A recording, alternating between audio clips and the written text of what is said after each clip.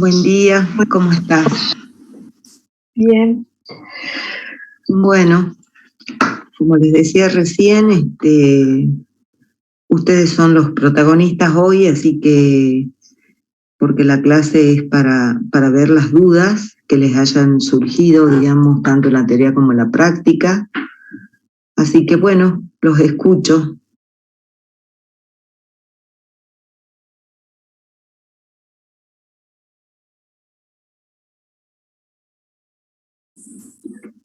Buenas, profe. Buenos días. Hola, Rodrigo, buen día. Yo tengo varias consultas en realidad de cada tema.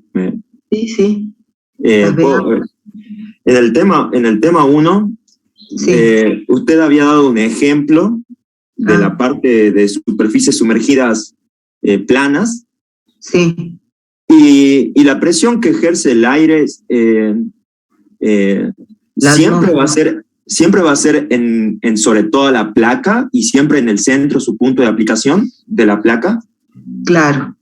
O sea, siempre la presión que se ejerce sobre la superficie de un fluido se transmite sin pérdida a través de todo el fluido. Eso es un principio, digamos. Así que ya sea la presión atmosférica o una sobrepresión, esa se transmite sin fuerza, sin cambio a través de todo el fluido.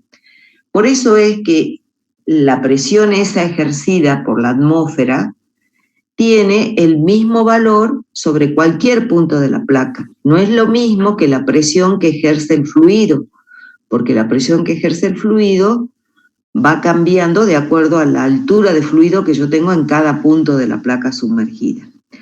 Entonces, la presión atmosférica o cualquier otra que actúe, digamos, sobre la superficie se transmite sin pérdidas a través de todo el fluido y por lo tanto ocasiona una fuerza que es la misma cualquiera sea el punto de la placa y por lo tanto, por eso es que el punto de aplicación siempre está, de esa fuerza, siempre está en el centroide, ¿sí?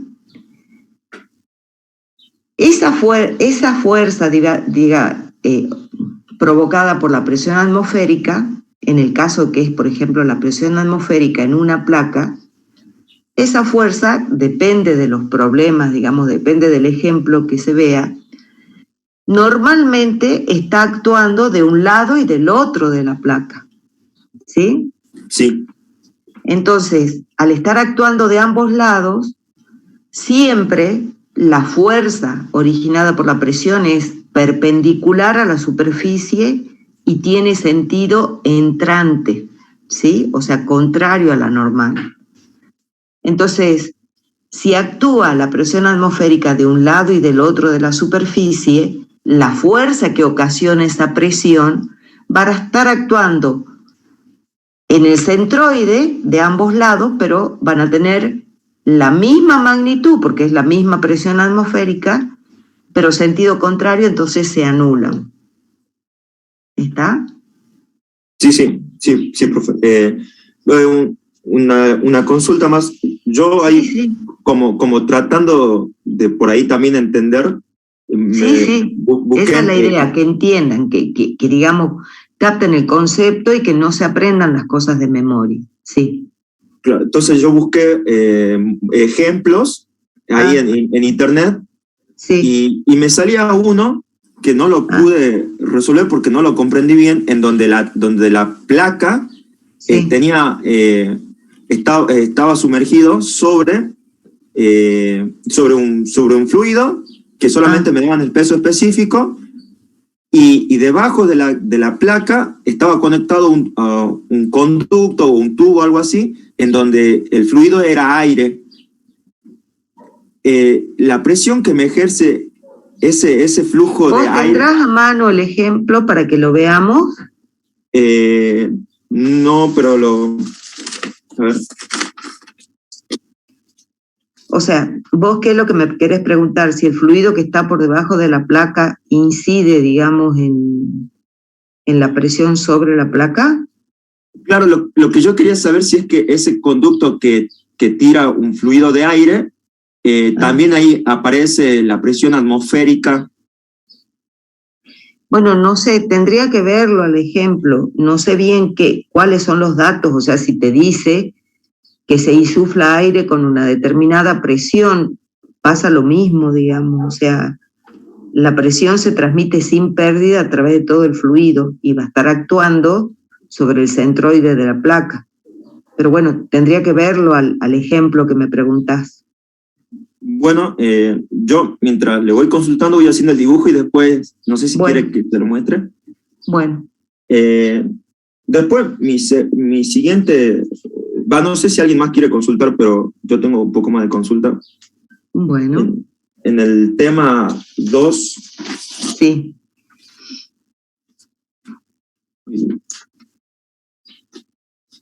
El factor de fricción, profe, cuando a mí me toque definirlo, sería un número adimensional que me da la idea de la pérdida de carga que yo tengo en un determinado conducto. Eso sería... Sí, o sea, más que hablar de número, uno habla de parámetros, porque el factor de fricción no es un número en particular, es una función que depende del Reynolds e incluso de la rugosidad relativa, dependiendo en qué régimen esté. Entonces uno lo define como un parámetro adimensional, efectivamente, que se define a través de esa expresión. Eso es como un recurso que se utiliza para poder determinar caídas de presión, o sea, porque ese parámetro surge, o sea, tiene una base teórica, surge de un análisis dimensional, o sea, uno lo puede llegar a deducir a esa expresión, tiene una sustentación teórica, que nosotros no la vemos, pero en definitiva, aún con la sustentación teórica, uno, digamos, llega a la conclusión de que definiendo, o sea, los que estudiaron el tema, definiendo ese parámetro, me permite calcular las caídas de presión en los conductos. Y me permite calcular la caída de presión tanto para flujo laminar como para flujo turbulento. Cosa que nosotros vimos con el análisis que hacemos, por ejemplo, aplicando el balance envolvente. Nosotros vimos la ecuación de Bernoulli, que es el típico ejemplo, digamos, de aplicación de un balance envolvente, que es flujo en tubo, que me permitiría, que nosotros llegamos a expresiones que me permiten calcular la caída de presión si yo conozco el caudal, por ejemplo, porque conozco la expresión del caudal en función de la caída de presión. Pero la ecuación de Bernoulli está limitada para el caso del flujo laminar. Entonces, el factor de fricción, el parámetro, tiene la ventaja de que yo puedo ampliar su uso, o sea, llego a una expresión, que es la ecuación de Fanning, que está en función del factor de fricción, y que es válida tanto para flujo laminar como para flujo turbulento, a diferencia de la ecuación de Hagen-Poiseuille, que es válida únicamente para flujo laminar. Pero tengo que conocer para eso el parámetro F. Bien. ¿Se entiende? Sí. Entonces, ese sería el concepto, que es un parámetro en función que irá variando en función de otros parámetros adimensionales, ¿que no? Claro, de los números adimensionales. Sí, es un parámetro que se define a través de esa expresión que yo les di como definición del factor de fricción. Profe, disculpe. Sí. O sea que ponemos factor de fricción es un parámetro adimensional que se define como FK igual a EK por F por A, siendo EK la energía cinética, F el factor de fricción, A el área mojada. Así es. Y ahí usted hace dos deducciones, una para flujo adentro de un tubo, que es con Fanning, creo que dice, bueno, el área mojada es toda la superficie del radio interior del tubo. De la pared del tubo. Exactamente. El EK, que es la energía cinética, es un medio de la velocidad media por, no me acuerdo qué más, por la masa. Por la densidad. Por la densidad. Perdón, es por unidad de masa, no, es por unidad de masa. Por unidad de masa, y de ahí lo reemplaza en la primera fórmula y le da la ecuación despeja la variación de presión sobre la densidad y ya le da la ecuación de Fanning. No sé si la de Fanning o la de... Sí, es la de Fanning. Sí, la de Fanning o la de Darcy, digamos, no hay problema. Pero bueno, también tenés que recordar cuál es la función, digamos, cómo se calcula FK. O sea, FK lo tenés que igualar a... Claro, por eso, usted nos da los valores. Usted en la deducción que hace nos da que es igual EK, F y A, sí. Y de ahí nosotros despejamos. Bueno, sí, exacto. Sí. Profe, ¿y podría explicarnos nuevamente el grafiquito que no me quedó claro? O sea, del factor de función en función de Reynolds, no me quedó claro cómo va variando con las zonas, digamos.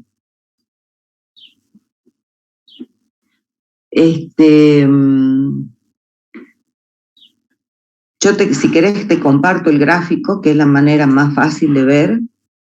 Por favor. ¿Qué es lo que no...?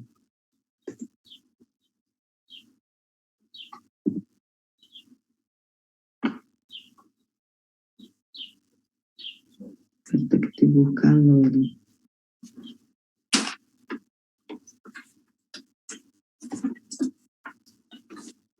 O sea, ¿qué zonas puedo encontrar cuando tengo el flujo en un tubo, digamos? Claro, usted había explicado en el diagrama de Moody, yo acá tengo anotado que son 3 zonas. Uno era para laminar, otro para turbulento y otro para la transición a turbulento. Pero no entiendo bien esas curvas que hay, esas líneas después que aparecen. No entiendo qué es lo que ocurre ahí. Bueno, ahora te lo comparto.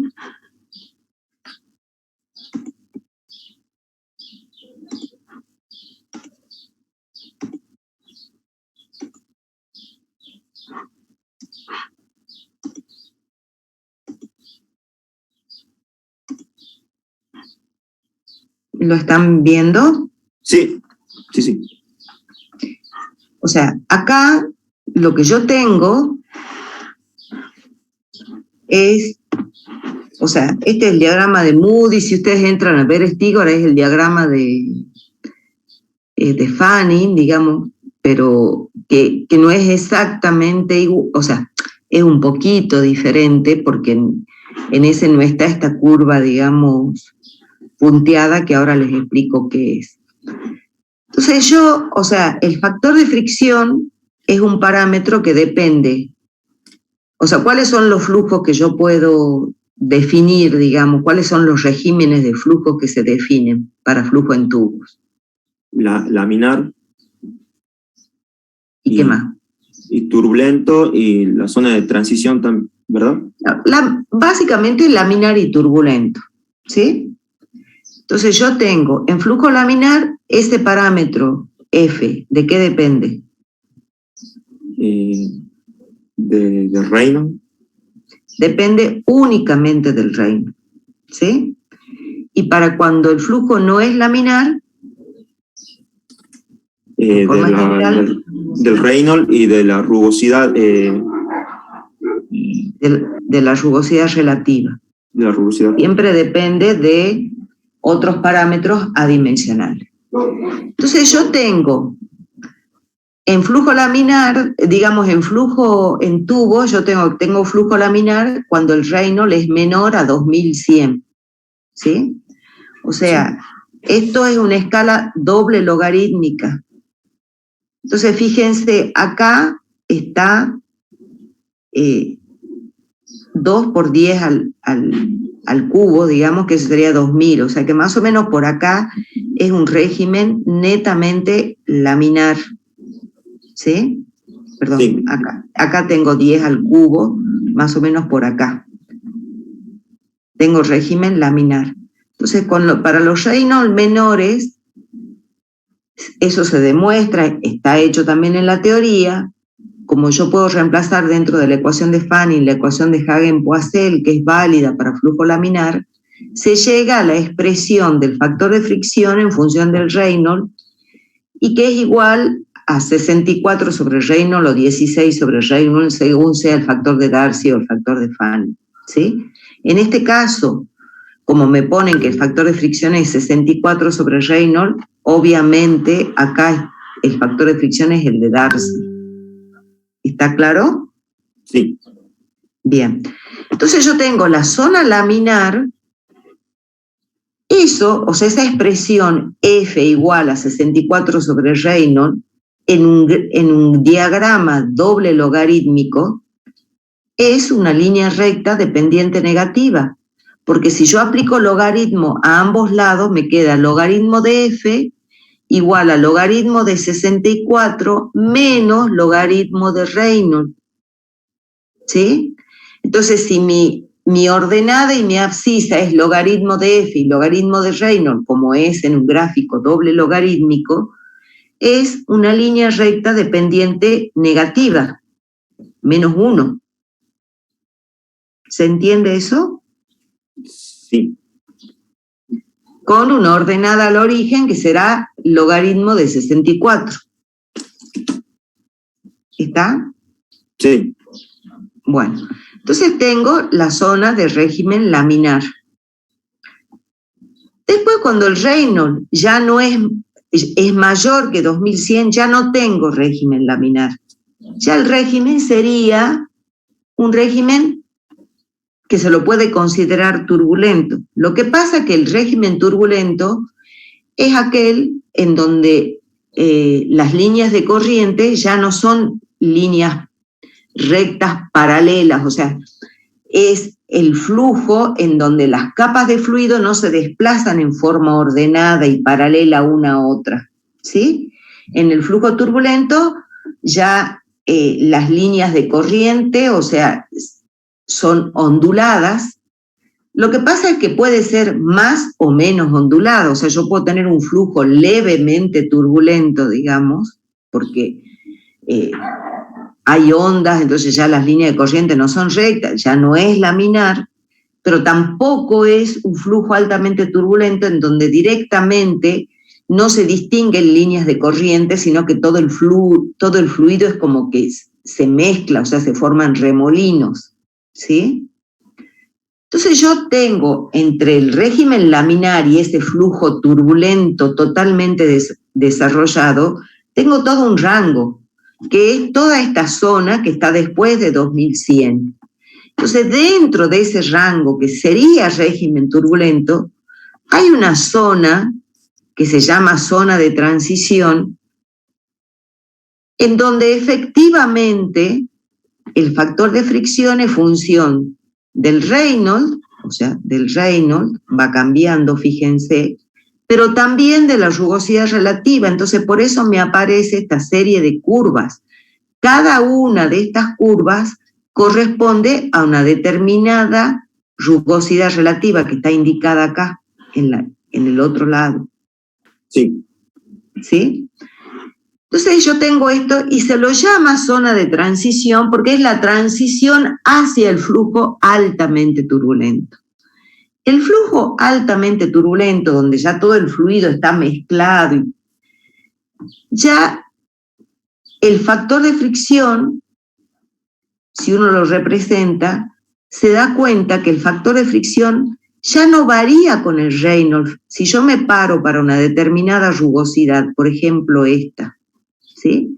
Yo tengo esta zona donde para esa misma rugosidad, a medida que aumenta el número de Reynolds, va disminuyendo el factor de fricción. Paso esa zona y veo que el factor de fricción, aunque aumente el número de Reynolds, dentro de esa rugosidad, para ese valor de rugosidad, el factor de fricción permanece prácticamente constante. Entonces aparece la zona de turbulencia completa, de flujo turbulento altamente desarrollado, como lo quieran llamar, en donde el factor de fricción depende únicamente de la rugosidad relativa. ¿Sí? O sea que yo paso de una zona donde el factor de fricción depende únicamente de Reynolds a otra en donde depende únicamente de la rugosidad relativa. ¿Está? Sí. Ahora, ¿quedó claro? Sí, profe. Ahí, claro, no entendía muy bien esas curvas que me aparecían, digamos.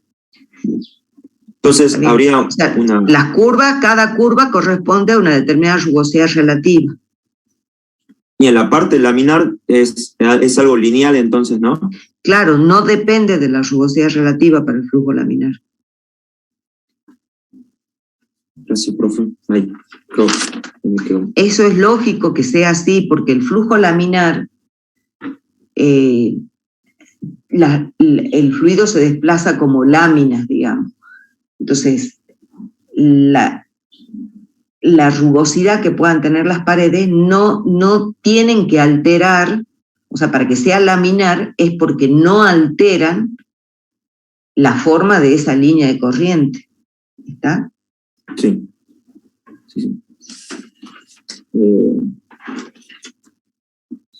No sé si mi compañero tiene un par más de preguntas. A ver, otra pregunta, otro alumno que quiera hacerlo. Sí, buen día, profesora. Sí. Una consulta sobre cañerías. Sí. Supongamos que tengo una cañería de 2 kilómetros, luego viene una bajada o una subida para llenar un tanque. Sí. La pregunta es, dos preguntas. Sí. La pérdida de carga. Sí. ¿Qué longitud tomo? ¿La altura o la horizontal? Y la segunda es ecuación de Fanning. ¿Qué longitud tomo en ese caso? Eso lo vamos a ver ahora en el tema que sigue, ya vamos a ver, porque lo que vos me estás comentando es lo que se llama un sistema de tubería. Vos ahí tenés que considerar un tramo horizontal y el tramo vertical o que sube, digamos, ¿sí? Para aplicar la ecuación de Fanning, vos tomás la longitud total. Bien. ¿Está? Si todo tiene el mismo diámetro. Ajá. Ahí en ese caso tendría que tomar dos situaciones distintas si fueran diámetros distintos. Claro, eso lo vamos a ver, porque ahí, digamos, o sea, nosotros hasta ahora, yo les introduje el concepto de cálculo de factor de fricción para que ustedes se familiaricen cómo calcular el factor de fricción.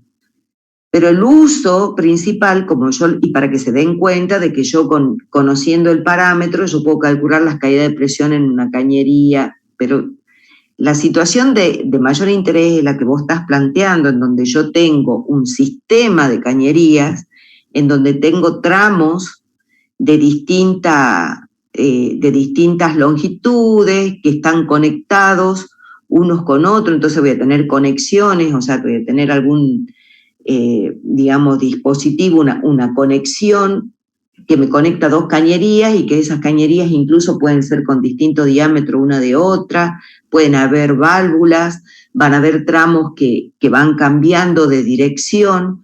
Entonces ya ahí es un sistema y yo tengo que considerar, para analizar la caída de presión, tengo que considerar todo el sistema, los tramos rectos, los accesorios, que son estos acoples entre cañerías, o por ejemplo hay codos, o por ahí pueden haber conexiones en T, derivaciones, o sea, incluso no llegamos a ver en esta materia, pero creo que en operaciones lo ven, yo puedo tener una cañería que se bifurca en dos ramas paralelas, o sea, yo ya tengo sistemas más complejos, en donde yo ahí tengo que analizar no el tramo de cañería para calcular sino todo el sistema. Todo el sistema incluye calcular tramo por tramo, pero también incluir las pérdidas de carga de los accesorios que yo tengo, de las conexiones, de las válvulas que puedan haber, del ingreso a una bomba, de la salida a una bomba, ingreso o salida a un tanque, o sea, distintos tipos de accesorios que pueden existir en una cañería. En el caso que vos me decís, o sea, yo siempre la caída de presión está dada por todo, o sea, la caída de presión ocurre tanto en el tramo horizontal como en el tramo vertical.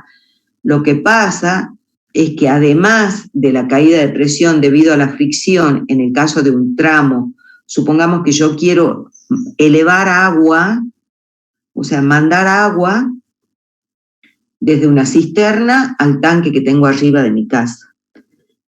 La bomba que yo tengo que colocar tiene que tener en cuenta la caída de presión total, o sea, la que se ocasiona por la fricción y también por la diferencia de altura. Bien. ¿Se entiende? Sí, Eso nosotros lo tenemos que analizar porque ahí, ¿qué es lo que tiene que aportar la bomba? Tiene que aportar energía, porque en definitiva la bomba lo que me entrega es potencia, digamos, es energía. Me tiene que aportar energía para, digamos, superar las pérdidas de energía debido a la fricción y la pérdida de energía potencial que tiene el fluido, digamos, o sea, o la pérdida de, o sea, no es una pérdida en este caso, sino el aporte de energía potencial que le tengo que dar al fluido para que pueda subir, ¿sí? Entonces, yo para analizar todo eso, tengo que aplicar un balance de energía general al sistema. Y ese es el tema que sigue, digamos. Bien, gracias. Pero o sea que eso no entra en el parcial. Cuando hay, ¿qué no entra? Lo que acabo de preguntar mi compañero, esto de No, yo no les voy a pedir nada que no les haya dado. O sea, como les digo, si es un sistema en donde hay varias cañerías conectadas y yo tengo que calcular, por ejemplo, la potencia de la bomba, obviamente que no es un tema que se los vaya a dar porque no es lo que vimos, digamos. Si yo le pregunto específicamente la caída de presión en cada tramo, sí les puedo preguntar, porque con lo que ustedes vieron, pueden calcular la caída de presión utilizando el concepto de factor de fricción en cada tramo de cañería. ¿Se entiende? Bien, profe, gracias. Sí, se entiende.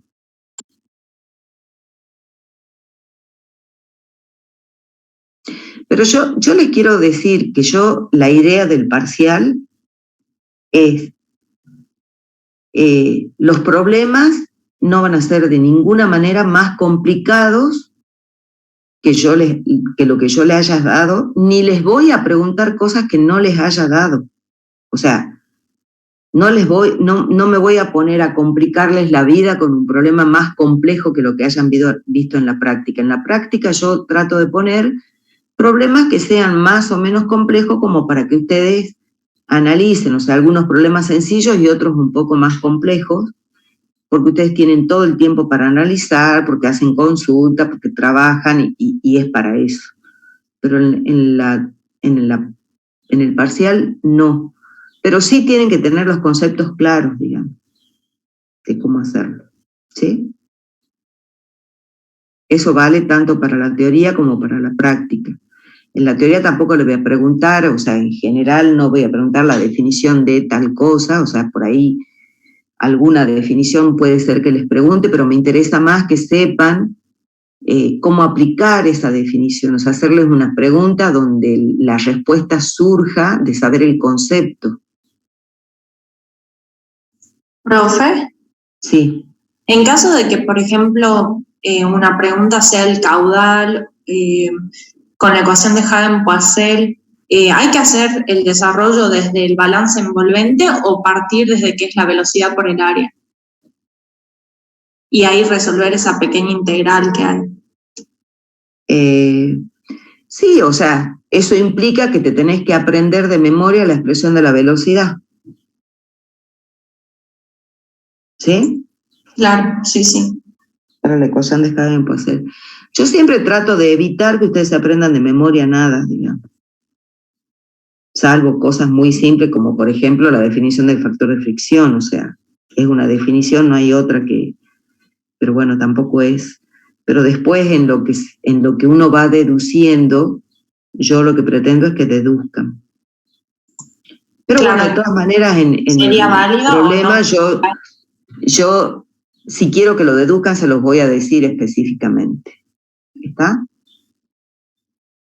O sea, les voy a poner, deduzcan la expresión para que me permite calcular el caudal, qué sé yo, una cosa así. ¿Sí? Perfecto, profe, entonces habría que partir desde el balance envolvente para no... Sí, si yo les digo, bueno, les doy un dato, o sea, el enunciado del problema es tal que lo que yo necesito es el caudal, y ustedes se acuerdan la expresión, y bueno, si se la acuerdan de memoria, la escriben, digamos. Si yo quiero que me hagan la deducción, se los voy a explicitar. Gracias, Si no profe. se lo explicito y se la acuerdan bien, la escriben. Profe, disculpen, Sí, yo tengo una duda del segundo práctico. Si yo Sí. tengo un tubo horizontal sí, donde entra un cierto fluido, no importa cuál, cuando hago el balance envolvente, yo Sí. no tengo que tener en cuenta el peso, o sea, el robo, la gravedad, porque estoy analizando fuerzas horizontales. Si No, el la tubo vertical. está horizontal, sí. Después, la diferencia de presión, yo la tengo que Sí. tener en cuenta porque en un tubo horizontal, 2 puntos en la misma línea van a estar a la misma presión. No necesariamente, eso es válido en estática de fluidos. Pero yo no tengo, o sea, un fluido que está circulando por un tubo, no está en estática. O sea, yo tengo, ustedes tienen que recordar y fijarse cómo se calcula el delta de P cursivo, digamos, la caída de presión, que es debido únicamente a la fricción, ¿sí? A esa caída de presión, para calcular la caída de presión que se debe a la fricción, en un tubo vertical yo le descuento la variación de presión debido a la altura de fluido, ¿está? Que sería la estática, pero yo tengo otra presión, o sea, en un tubo horizontal en donde la gravedad no está actuando, necesariamente para que el fluido circule, tiene que haber una diferencia de presión. Necesariamente la presión a la entrada va a ser mayor que la presión a la salida, y ese cambio de presión se debe justamente a las pérdidas por fricción, únicamente a las pérdidas, a las pérdidas de energía, donde uno de los componentes de la energía es,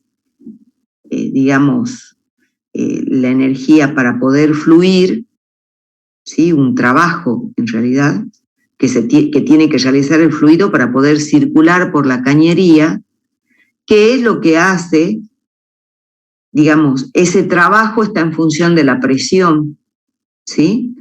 Entonces, el fluido para poder circular de la cañería tiene que realizar un trabajo que va en contra de las fuerzas viscosas, porque las fuerzas viscosas se oponen al movimiento. Entonces el fluido cuando circula por la cañería tiene que vencer esa resistencia y lo hace a costa de la presión. Entonces tengo que tener presión disponible para poder circular. Si yo tengo un fluido circulando por un tubo, se produce una caída de presión, ¿sí? Entonces quiere decir de que la presión en ese fluido va a ir siendo cada vez menor. Va a llegar un momento en donde el fluido no va a circular más, a menos que yo le entregue presión.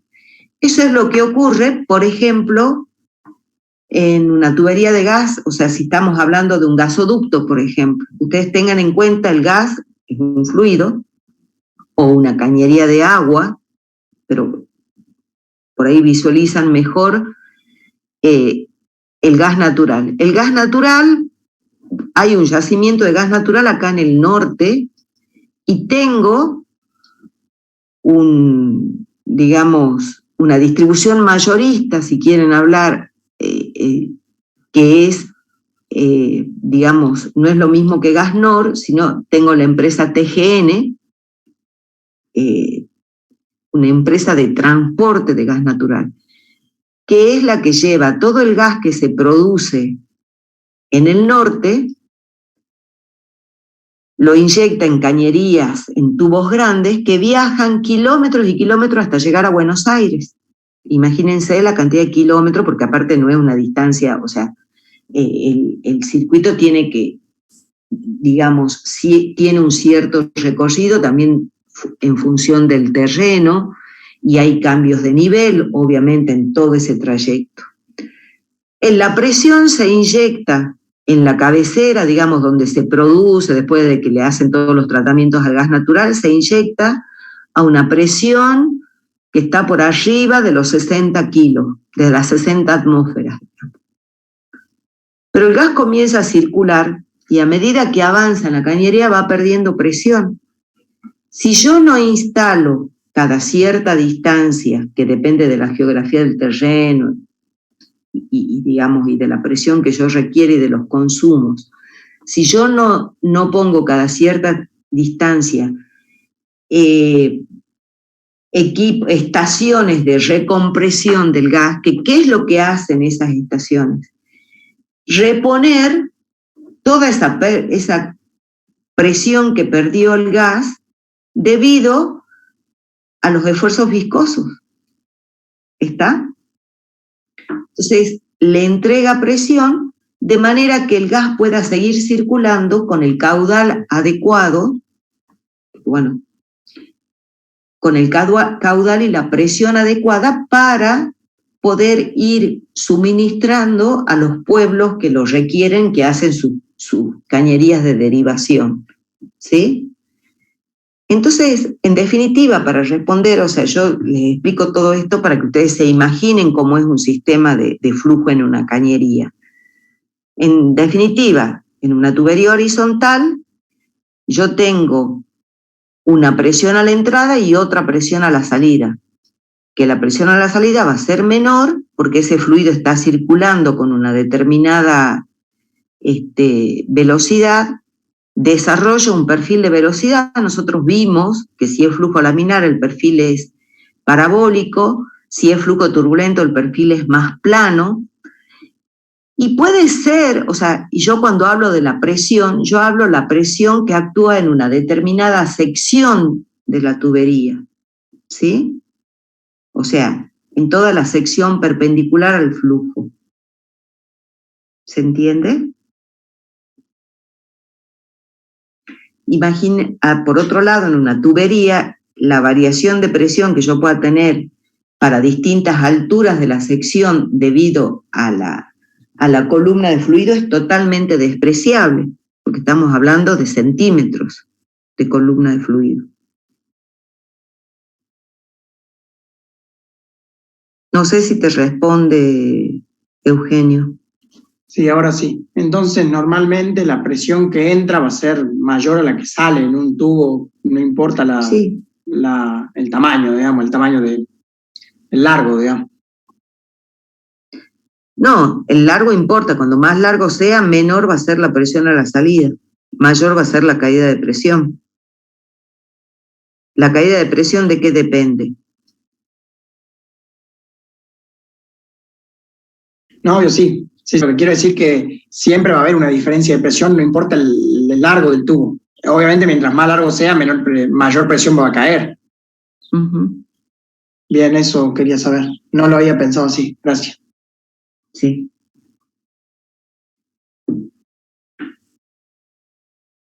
Otra pregunta. ¿Profe? Sí. Soy yo otra vez. Sí, no te hagas drama, vos preguntá todo lo que quieras. Ahí en aletas de enfriamiento, profe, Sí. El calor transferido sería el calor de aletas.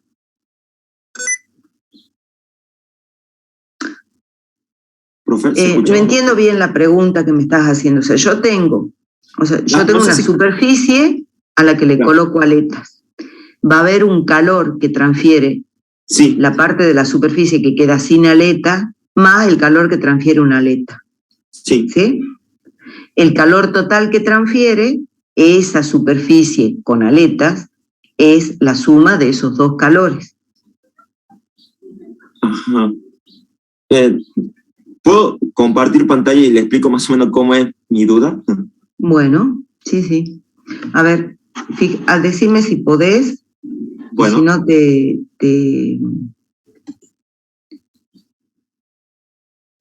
te hago coanfitrión para que puedas compartir.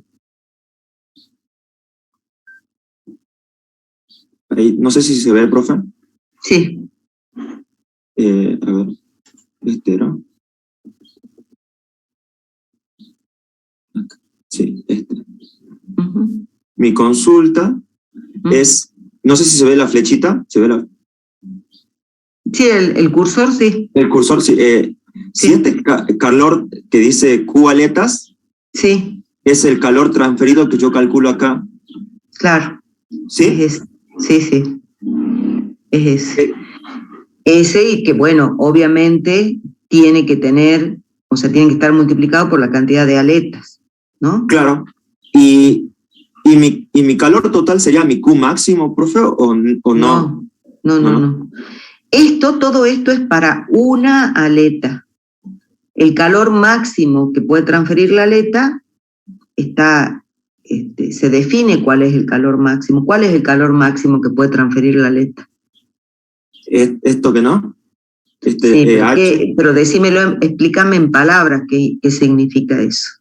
Sería todo el calor que puede transferir una aleta si es que la aleta está si es que toda la aleta está a la temperatura de la pared de la superficie.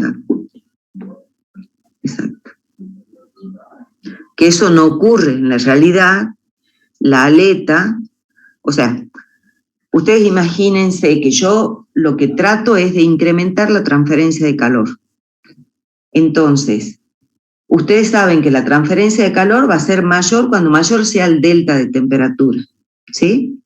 Entonces yo tengo una temperatura de pared, o sea, yo tengo una pared en la que quiero incrementar, desde la que quiero incrementar la transferencia de calor, ¿sí? La quiero enfriar porque, bueno, esa pared está muy caliente, la quiero enfriar. Entonces yo tengo una temperatura de pared y tengo una temperatura ambiente, que es lo que llamo acá la T infinito. Cuanto mayor sea la diferencia de temperatura, mayor va a ser la velocidad que se transfiere calor, ¿no? Sí. Entonces yo digo, bueno, para incrementar el área de intercambio le voy a agregar aletas, que yo le agrego aletas como una extensión de la superficie. O sea, el ideal sería que yo aumente esa superficie original agregándole estas extensiones y que esas extensiones de superficies tengan la misma temperatura de la pared. Yo ahí voy a tener la máxima transferencia de calor porque el delta de temperatura va a ser el mayor posible. En la realidad, lo que ocurre es que la temperatura original se mantiene en una temperatura de pared, pero la aleta, esa prolongación que yo coloco sobre la superficie, va disminuyendo su temperatura, claro, se va acercando a la temperatura ambiente a medida que me alejo de la pared. Entonces, en realidad, la transferencia se disminuye, digamos, en la aleta cuando me alejo de la pared. Sí. ¿Entendés? Entonces, por eso lo ideal sería si toda la aleta se mantiene a la temperatura de la pared, pero es una situación ideal. Y eso sería el máximo calor que puede transferir. Ah, bien. ¿Qué más? Iba a consultar de este parte. Claro, entonces el calor total, este es el calor total en una superficie aletada, o sea, en la superficie con aletas. Entonces el calor total es el calor de la superficie original más el calor que transfieren las aletas. ¿Se entiende? Bien. Me refiero al calor o sea, el de la superficie original es de la superficie que me queda sin aletas, ¿no? O sea, supongamos que la superficie original es un cilindro y le coloco aletas circulares de sección recta. Le coloco 10 aletas. Entonces yo voy a tener el cilindro con las 10 aletas. Voy a tener una parte del cilindro que está sin aleta, esa es la superficie original sin aleta, más la aleta. Una parte del cilindro sin aleta más la aleta. Entonces yo lo que hago es sumar el calor que transfiere ese pedacito de la superficie original que no tiene aleta, más el calor que me transfiere la aleta. Bien. Profe, ahí cuando se calcula el área sin aletas, yo sí, tengo duda en el ejercicio 8 del TP, sí, sería el área del cilindro, o sea, el área lateral del cilindro, menos la cantidad de aletas por el espesor de la aleta por el perímetro del círculo, sería del cilindro. Así es. Pero en ese perímetro del cilindro, cuando estoy restándole la aleta, ¿tengo que poner el radio corregido o solo el radio del cilindro? No, el radio del cilindro. Para calcular el área es el radio del cilindro. O sea, ¿cuál es la superficie libre que me va a quedar de la superficie original? O sea, la superficie sin aleta.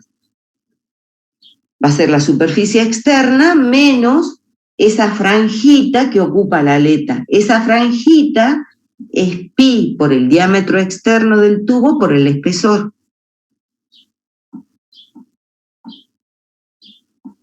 ¿Sí? Claro, sí, sí. Lo del radio corregido y todo lo demás, eso son parámetros para calcular las eficiencias, digamos. O sea que solo los parámetros corregidos se utilizan para calcular el X del gráfico y así sacar la eficiencia, nada más, no lo aplico. Claro, esos parámetros están definidos en el gráfico, dependen, no sé si pasás a la siguiente, por favor, Sí. Claro, acá ahí te aparecen esos radios, pero eso son parámetros porque, digamos, no sé si ustedes han consultado bibliografía, pero hay expresiones analíticas para muchas de las geometrías, ¿sí? Entonces lo que hacen es, en lugar de usar la expresión analítica, que son complejas en algunos casos, para calcular la eficiencia, es representar esas expresiones analíticas en un gráfico como este, y bueno, y aparecen parámetros que están en esa expresión analítica, pero es para calcular la eficiencia nada más. Ah, perfecto, profe, es que yo después cuando ya calculaba todos los parámetros corregidos, pensé que había que aplicarlos en la fórmula. No. Esos son parámetros que se definen para el gráfico. Los cálculos que vos tenés que hacer, digamos, en los ejemplos, son utilizando lo que es lo lógico, digamos, lo normal. ¿Profe? Sí. Una consulta más. El calor de aletas, el incremento que hay de calor debido a la adición de aletas, ¿sería entonces la diferencia entre el calor total y el calor de la superficie sin aletas? Sí, o sea, vos ¿cómo calculás el porcentaje de incremento? Vos vas a tener un calor total de esa superficie con aletas, ¿sí? Sí. Y vos a ese calor total lo querés comparar con el calor que transferiría la superficie sin aletas, que no es lo mismo que ese Q de la superficie original. ¿Se entiende? Pasemos al gráfico siguiente. Por favor, pasa a la diapo siguiente. No, la anterior. O bueno, cualquiera.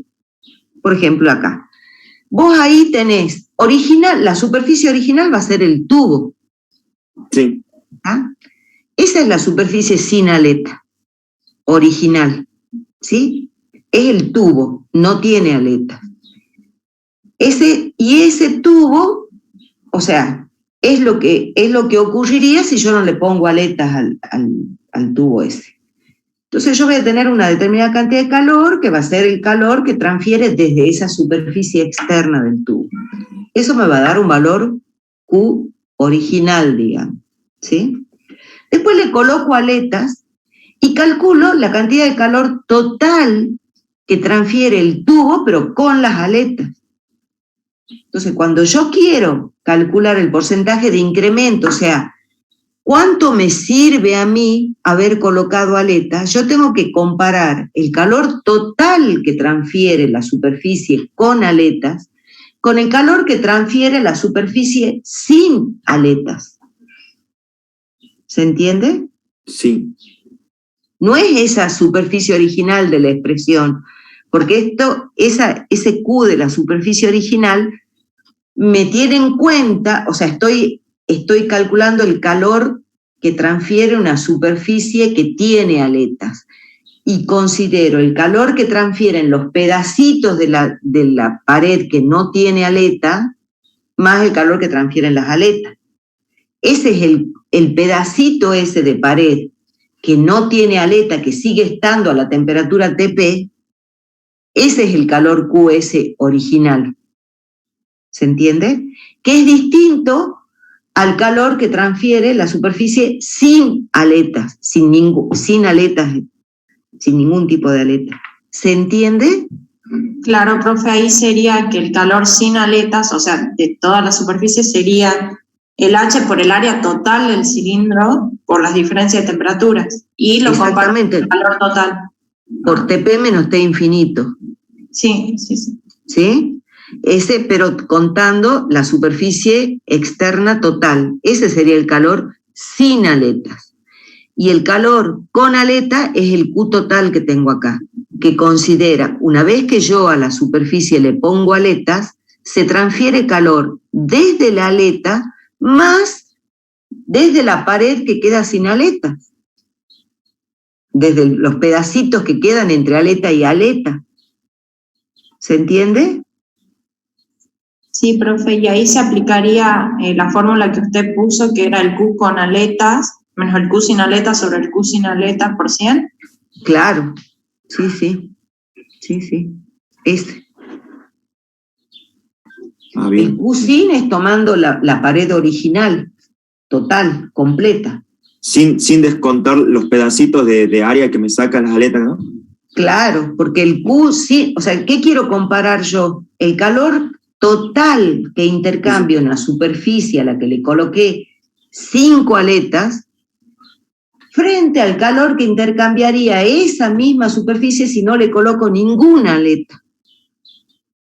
¿Se entiende? Sí, sí. Entonces, cuando yo calculo el calor que transfiere la superficie con las aletas, tengo que calcular el calor que transfiere cada aleta más el calor que transfiere esos pedacitos de superficie original que quedan entre aleta y aleta. Sí. ¿Sí? Sí. Bien, sí, profe. Eso es lo que no me quedaba claro, digamos. Bien, ahora está claro. Sí, sí, profe. Acá profe, justo en esta parte, el área se simplifican y es por eso que no aparecen acá, ¿o? ¿Qué área? Perdón, no sé. El área de respecto a ver, a volvé a la... El problema era perdón. A ver, volvé acá.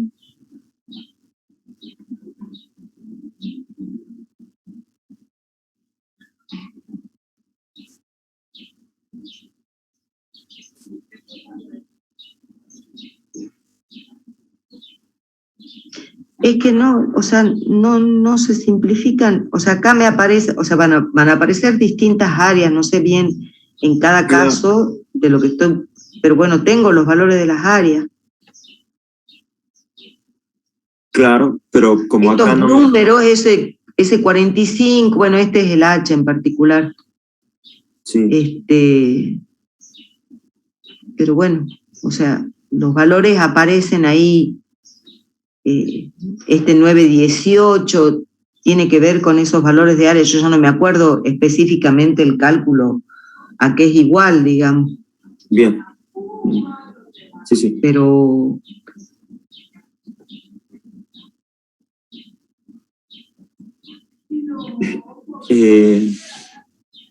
Y respecto al problema que le comenté, profe, acá ya lo pasé en foto. No sé si a ver, lo veamos. Este era, disculpe, sí. Pero este era.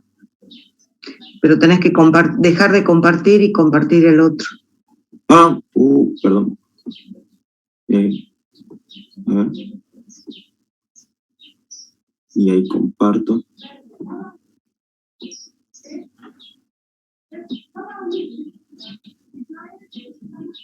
Profe, no sé si se puede ver ahora. No. Ahí no. O sea, la compuerta es esta inclinada, digamos. Exactamente, profe. Y acá arriba bueno. tengo un fluido. No, ahí, ¿y te dicen la presión de aire que tengo acá? No, eso es lo que el ejercicio me pide determinar en el ejemplo ese. Ah, bueno. No, está bien. O sea, yo acá, ¿qué es lo que yo supongo?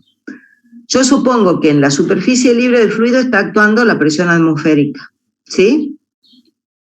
En esta parte. Y que la presión ¿está? Y por lo tanto voy a tener una fuerza originada por la presión atmosférica que actúa sobre el centroide de esta placa, ¿sí? Del lado izquierdo, del lado donde tengo el fluido, ¿sí? Y por otro lado, yo acá tengo aire que tiene una determinada presión, que asumo, o sea, seguro que para que ese aire circule tiene que tener una presión mayor que la atmosférica, ¿no? Sí. Entonces, esa presión mayor que la atmosférica va a ser en definitiva la presión manométrica. Ahí estamos. Bueno, entonces acá yo del lado derecho voy a tener una presión P sub A, le llamemos la presión del aire P sub A, que también va a estar actuando sobre el centroide, pero que va a tener un valor mayor que la del otro lado. Supongamos que esa presión P sub A es mayor que la presión atmosférica, ¿no? Sí. Supongamos que esa presión P sub A es mayor que la presión atmosférica. Yo acá puedo trabajar de dos maneras. Puedo considerar una fuerza, o sea, y que es equivalente.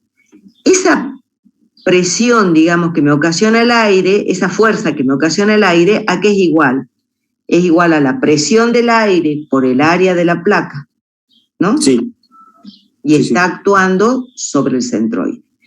Del lado izquierdo vos tenés la presión atmosférica por el área de la placa y está actuando también en el centroide. O sea que en definitiva, si la presión del aire es mayor que la presión atmosférica, la fuerza neta que te queda es del lado derecho la diferencia entre la presión P sub A y la presión atmosférica, que es la presión manométrica, multiplicado por el área. Esa es la neta que te queda y únicamente del lado derecho, porque el resto se compensa. ¿Se entiende? Profe, estamos intentando resolver el ejercicio y también dice que la compuerta tiene un peso, digamos, que es ese de 2500 newton.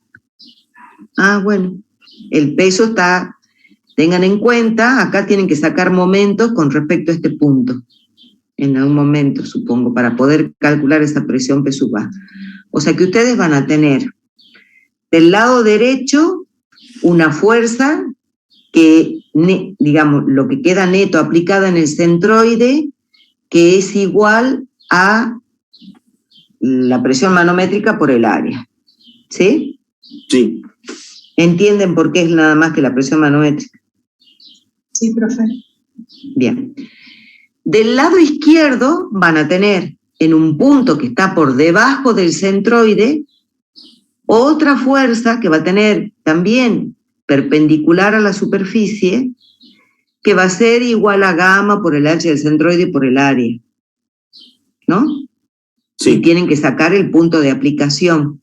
Sí, donde el mi eje punto de aplicación con respecto a qué se saca, con respecto a I, o sea, yo tengo que prolongar la línea de la compuerta hasta la superficie libre, desde ahí se mide el cero de I.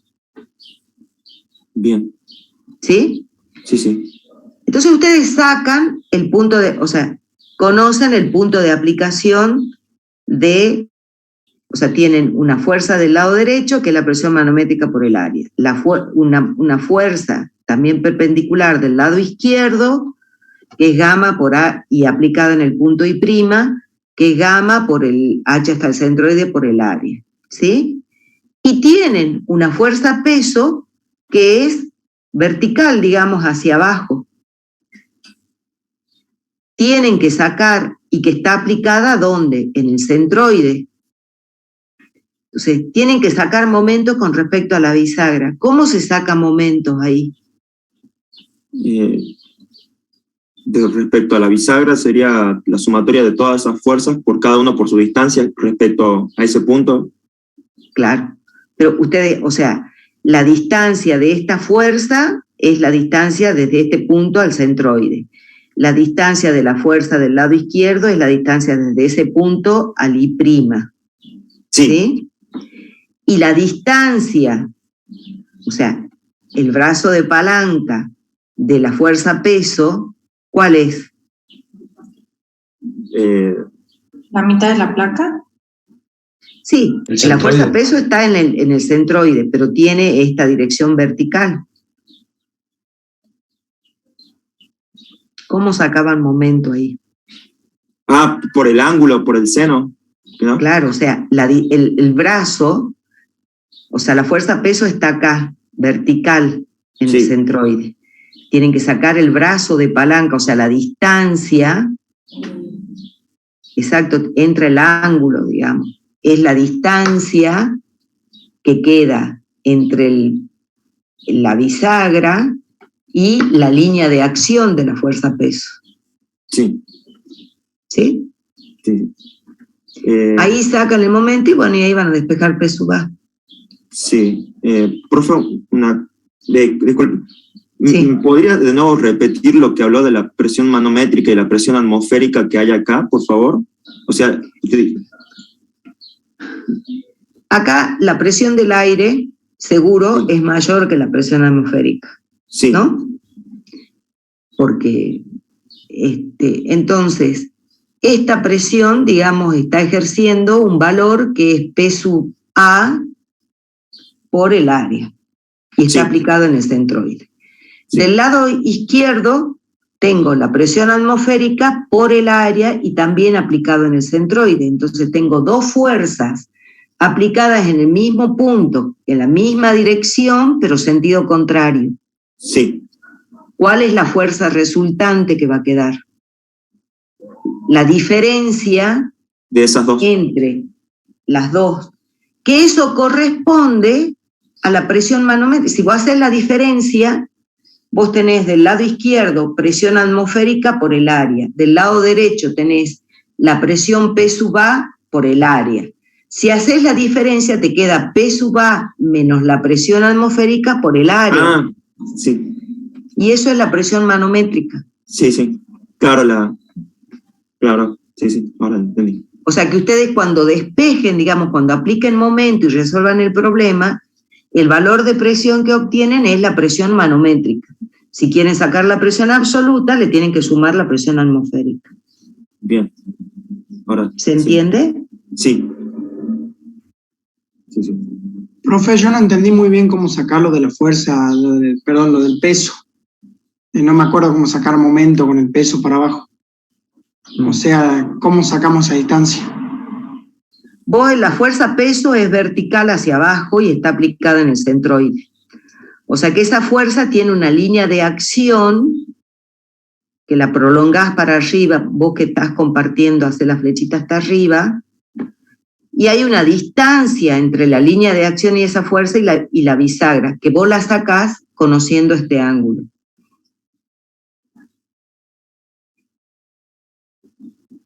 Claro, sí, sí.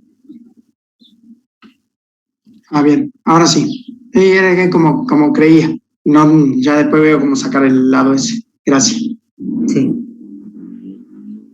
Tienen que ver física. 1. Bueno.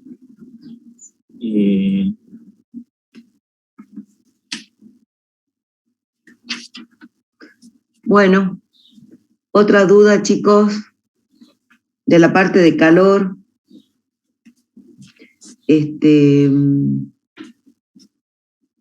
Profe, disculpe, yo tengo una duda de cómo plantear el circuito B del último problema del TP4.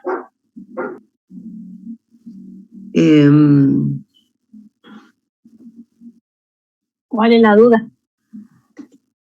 Le saco una foto, no sabía cómo plantear el circuito, le saco una foto. ¿Querés que lo comparta? Si querés yo lo comparto, vos lo compartís, Dolo, y ahí que, no sé, que explique cuál es la duda, digamos. Sí, igual en los resultados que yo les subí, les puse la figura de cómo era el circuito. Eso me parecía raro. Ah, Pero pusimos, a ver, era cuando tenía un cuerpo que era radiante. ¿Es el B? Sí, es Cuando donde el cuerpo es radiante. ¿Qué pasa? Que me parece que eso era más sencillo, no sé si necesitabas. A ver, yo lo tengo en esa resolución que les pedí, me parece. El último punto, profe, el último inciso eran 3 cuerpos grises ya. No, pero es el B el que él me dice, ¿no? El B era el B. uno radiante. Sí, el último lo vi en la teoría de la profe y más lo que usted dio ya, más Lo que que pasa, el XLS, vino bien. sí, lo que pasa es que ahí no tenías que plantear las corrientes, ¿cómo se dice? No tenías que plantear las corrientes porque era más sencillo. Porque como vos tenés el radiante, lo más importante ahí es saber calcular bien las resistencias equivalentes. Y después para calcular el calor solamente con EB1 menos EB2. Era muy parecido al que hicimos, al radiante que hicimos de las paredes planas. ¿Me entendés? O sea, lo más importante son las resistencias ahí. Mira. Sí. Yo lo que hice era un circuito donde está el EB1, una resistencia 1, la J1, R2, J2 y R3. Y por último el EB2. En J1 y J2 puse un circuito en paralelo con 2 resistencias, sí. R5 y R4. Sí. ¿Le quiere le saque una foto y le muestre? No sé si me A ver, mira, vos tenés la foto, yo te muestro, mira, la foto que yo le subí de los resultados, no sé si vos lo viste eso. Sí, lo vi la semana pasada, creo, que empecé a ver el... No, pero yo se lo subí el lunes a los resultados. Ah, no, el lunes no me volví a fijar. Ah, bueno, mira, te lo muestro entonces.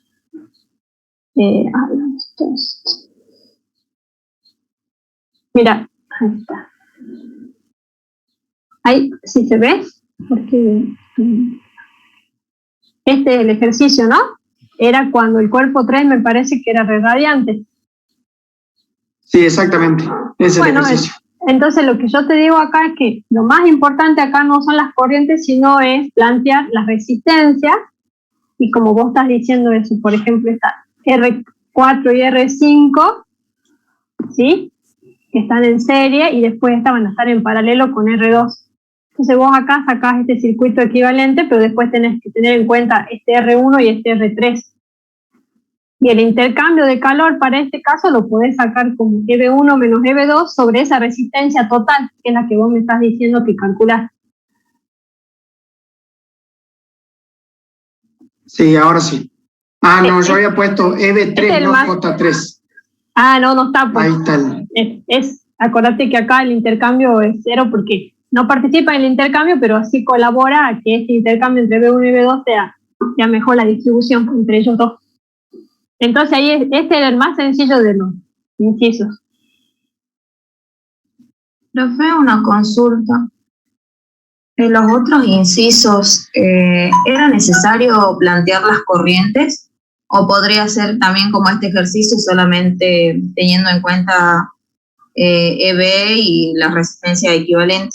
No, ahí sí necesitas plantear las corrientes porque a vos te piden otros, por ejemplo, a ver si yo lo tengo ahí también. Como a vos te piden por ahí, por ejemplo, el calor que abandona el disco 1 o el intercambio entre los discos, ya es diferente ese calor, digamos, por eso existen las corrientes. Podés hacerlo sin nombrarlo, pero te conviene más por una convención. Por ejemplo, el calor que abandona el disco 1 era el I1, ¿sí? Que es EB1 menos J1 sobre R1. Es diferente. O el intercambio entre el disco 1 y 2, que es la corriente 2, que es J1 menos J2. O sea, obviamente esto es, como yo lo había definido yo, las corrientes, ¿no? Sí, después, sí, ¿me entendés? Y después, por ejemplo, el calor que abandona el disco 2, no había otro que ayer me preguntaban, el calor que recibe la habitación, por supuesto que va a ser la suma de estas, de la I3 más la I4, que a ver si las tengo acá, tengo el PowerPoint que teníamos para la clase. Creo que era este que estoy hablando, me parece que no sé si del cuerpo gris o el del negro. Por ejemplo, si fuera entonces el del negro, que la definí distinta. Acá ves, por ejemplo, el calor que recibe el cuerpo 3, o sea, el calor que recibe la habitación, en definitiva es la suma de estas corrientes, de la I3 y la I4, que vos las tenés que tener bien definidas. Por ejemplo, acá es J2 menos J3 sobre R4, y esta I3 es EB1 menos J3, por ejemplo, ¿no? Sobre R5. Y esas dos se suman. Siempre recordá que si te dan negativo es porque la corriente estuvo definida para el otro lado, pero no es que el calor sea negativo, ¿no? ¿Está bien? Ay, no sé si se estaba compartiendo eso que estaba mostrando, me parece que no, ¿no? No se estaba compartiendo, pero sí se entendió. Perdón, mira. Es que yo lo... este era, es que habíamos visto. Era el caso de los dos cuerpos grises y un cuerpo negro. ¿Sí? Ahí estaban las corrientes que yo estaba nombrando. Ahí sí te conviene hacer eso para que después puedas responder lo que te están pidiendo en la consigna. ¿Está bien? Sí, profe.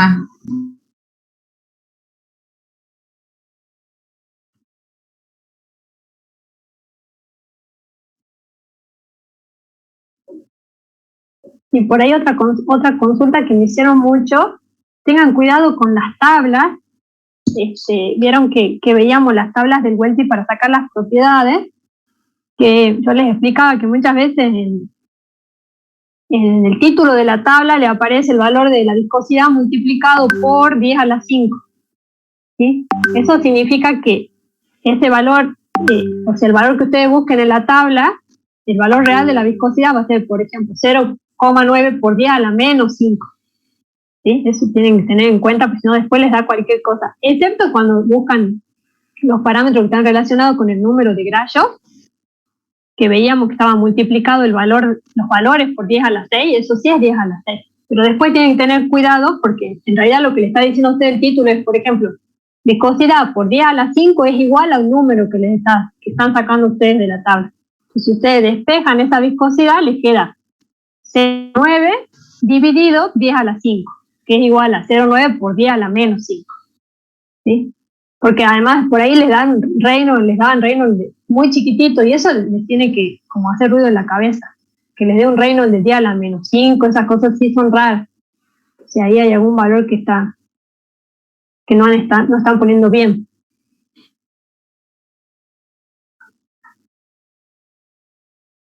Profe, yo tenía una duda sobre el factor de visión.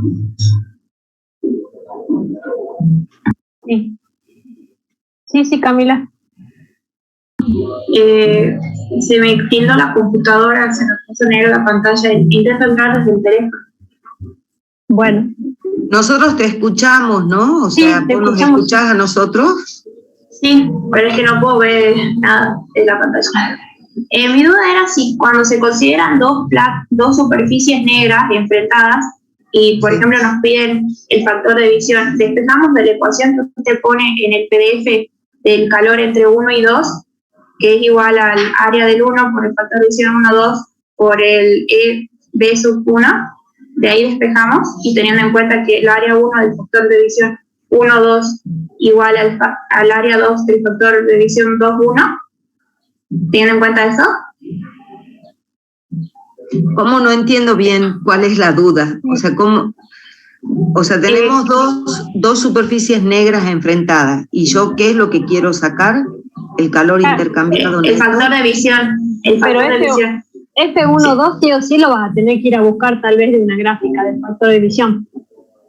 O sea, todo depende, digamos, sí, de los valores. Caso de superficies enfrentadas, tenés los gráficos que te dan los valores del factor de visión. Lo sacás del gráfico, digamos. Ok. Vos cuando y todo depende de qué es lo que te pregunten, porque vos podés tener dos superficies enfrentadas, pero de pronto te piden el intercambio entre el pedacito de arriba de una superficie y el pedacito de abajo de otra superficie. de la superficie enfrentada. Eso, así tal como está, no está en la gráfica, digamos. Pero ahí podés aplicar digamos, el álgebra del factor de visión. O sea, vos sabés que el calor total intercambiado a 1, llamando 1 a la superficie 1 y 2 a la superficie 2, completas, digamos, y llamemos 1' al pedacito de arriba de una de la superficie y 2' al pedacito de abajo de la otra superficie. Bueno, no son la nomenclatura más adecuada. O sea, vos tenés que tener en cuenta que el intercambio entre la superficie 1 y 2 va a ser igual a 1 F1,2 por la diferencia de temperaturas entre las dos superficies. O sea, T1 a la cuarta menos T2 a la cuarta. Y el A1 F1,2 lo podés sacar de tabla.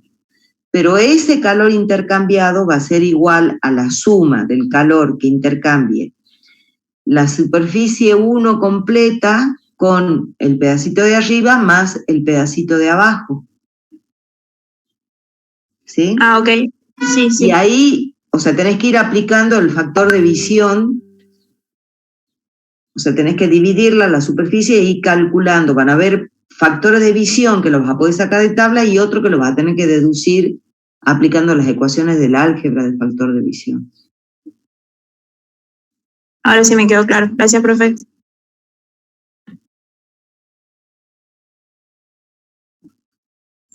Profe, del álgebra del factor de visión, ¿podría explicar eso que usted llama como la tercera ecuación? No la entendí muy bien. Esa es la que justamente estoy explicándole a ella. Si querés te lo muestro. Sí, por favor. Yo te lo muestro a partir de la teoría.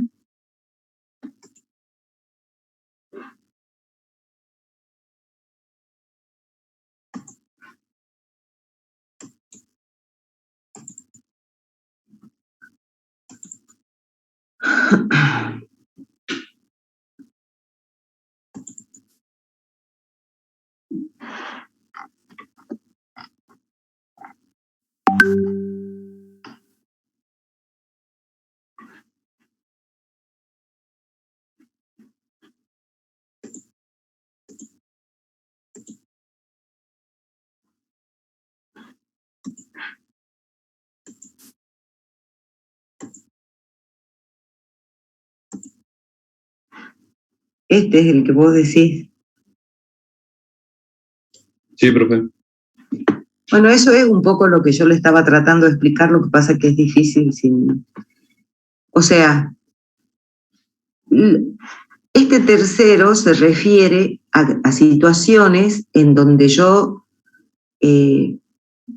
o sea, yo tengo que tener en cuenta que el intercambio de calor entre dos superficies es igual al intercambio de calor de cada pedacito de superficie con la otra, digamos, de la suma del calor que transfiere cada pedacito de la superficie. Entonces yo la puedo subdividir.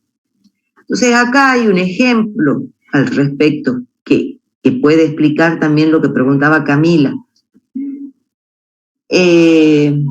Bueno, justo hay un vendedor ambulante, no sé si escuchan. Pero bueno, por ejemplo, acá yo tengo una pared perpendicular a otra, ¿sí? La situación de la pared esta completa de A3 más A2 con A1, el factor de visión lo puedo sacar de gráfico. Hay un gráfico que me da ese factor de visión.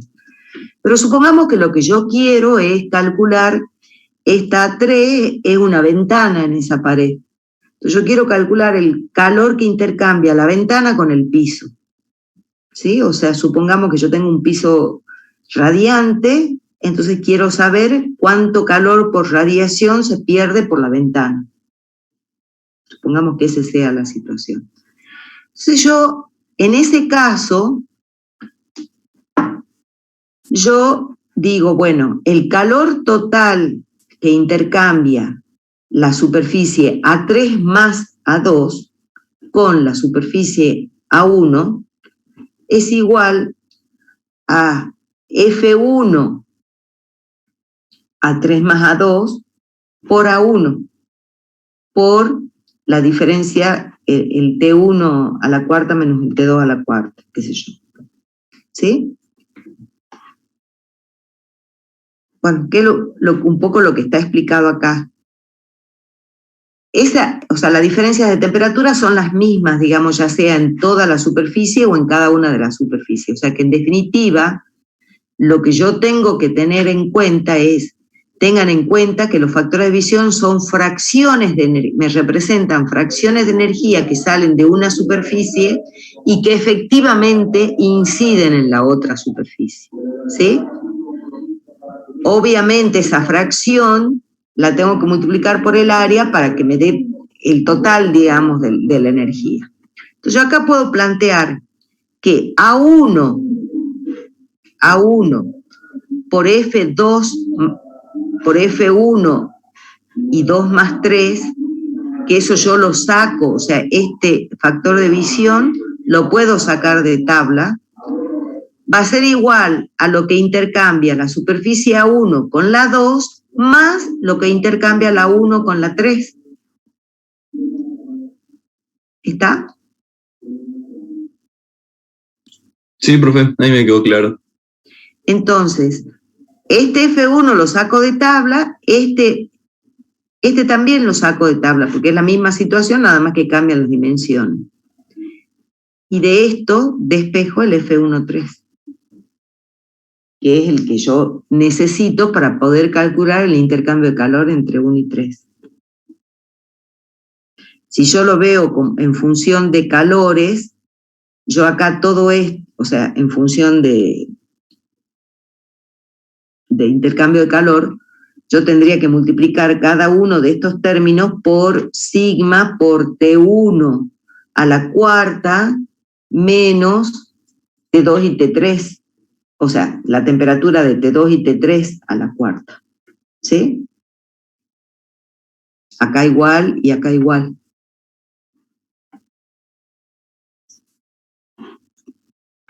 ¿Queda claro? Bien, profe. Sí. Ahí me quedó muy claro. Gracias, profe. Bueno.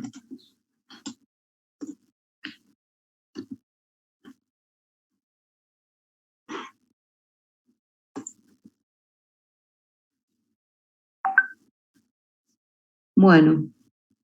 Yo tengo una consulta más, profe, perdón. Sí, no, Rodrigo, no te hagas problema. A mí me encanta cuando tienen muchas dudas. En el tema... Miraron. En el tema de conducción, sí. Usted da un ejemplo cuando tenemos las superficies cilíndricas, pero cuando el calor se transfiere desde la temperatura caliente a la temperatura fría, siendo que la temperatura caliente está adentro, digamos, del tubo ese cilíndrico y la temperatura fría está afuera. ¿Cómo sería el balance si fuera al revés? Hay un ejercicio en el TP similar a ese. Y cuando... Y bueno, vos lo podés, mira, vos podés incluso plantearlo de la misma manera y el calor te va a dar negativo. O sea, si vos la temperatura, siempre, por el primer principio de la termodinámica, el calor se transfiere desde lo más caliente a lo más frío. Sí. ¿Sí? Entonces, o sea, vos si hicieras el balance, digamos, que es el balance ese que nosotros hacemos para calcular los coeficientes globales y todo lo demás, bueno, nosotros ahí para hacer el balance lo estamos suponiendo que se transfiere en la dirección de R positivo, o sea, desde adentro hacia afuera, ¿sí? Sí. Yo puedo hacer exactamente lo mismo considerando el otro sentido de transferencia, o sea, planteo nada más que qué va a pasar. Ahí el calor, digamos, o sea, te va a quedar cambiado los signos.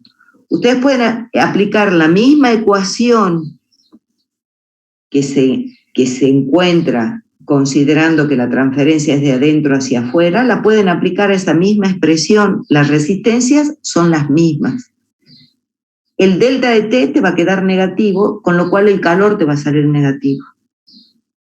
Pero la expresión sigue siendo la misma porque los procesos son los mismos, las resistencias son las mismas, nada más que la transferencia de calor ocurre en sentido contrario. Ah, bien. Pero ahí también no cambiarían los logaritmos, profe, de los límites de los radios, de tal forma que el logaritmo ya me daría No, las resistencias son las mismas, digamos, es la resistencia de la pared. Siempre es porque si no, no podés poner, siempre es el radio, la resistencia, si no te quedaría negativa, digamos. Claro. Esa era mi consulta, esa era mi duda cuando yo hago el camino al revés, digamos. No, la resistencia es la misma, digamos, porque la resistencia, ¿de qué depende? Del espesor de la pared y de la conductividad y del área. Eso es independiente en qué sentido se está transfiriendo el calor. Es la resistencia de esa pared. Bien. ¿Sí? Sí. El sentido... General, en vez de ir de R1 a R2, no iría de R2 a R1 y ahí cambiarían, o sea, la resta de si vos planteas el balance, ¿qué va a pasar? O sea, vos R siempre tiene que tener el sentido de R, digamos. Cuando vos planteas el balance, al hacer el balance, ¿vos qué vas a tener? Vos vas a tener que entra en R más delta de R y sale en R. Y además el Q, cuando vas a aplicar el balance, la ecuación de Fourier, la vas a tener que usar sin el signo menos, o sea, con el signo más. Porque la transferencia de calor es contraria al sentido de R positivo, o sea, el gradiente ya no es negativo. La derivada de T respecto de R es positivo en ese caso. Pero después todo lo demás es igual. Buenísimo, profe. Ahí me quedó más claro. Entonces, ¿no había drama en calcularlo de las dos formas, profe? O sea, ¿yo podría usar la misma fórmula para los dos casos? Podés usar la misma fórmula y usar así, si usás fíjense, las resistencias son independientes de la temperatura, digamos, del sentido en el que se transfiera calor. Sí. ¿Sí? ¿En dónde te aparece el sentido en el que se transfiere calor? En el delta de T. Sí. Si vos el delta de T lo usás así como lo deducimos cuando hay transferencia desde adentro hacia afuera, o sea, como T interno menos T externo, ese delta de T va a ser negativo cuando la transferencia es al revés. Sí. Entonces lo que te va a dar es que el Q es negativo. Claro, bien. O podés usar esa misma expresión y pones el delta de T bien y te da el valor de Q. O sea, tampoco, o sea, que sea positivo o negativo, en definitiva te está indicando un sentido en que se transfiere el calor. El calor nunca es negativo en sí, el valor absoluto, digamos. Buenísimo. Bueno, yo creo que esas serían por lo menos todas mis dudas. Gracias, muchas gracias. No, por favor. ¿Alguna otra duda?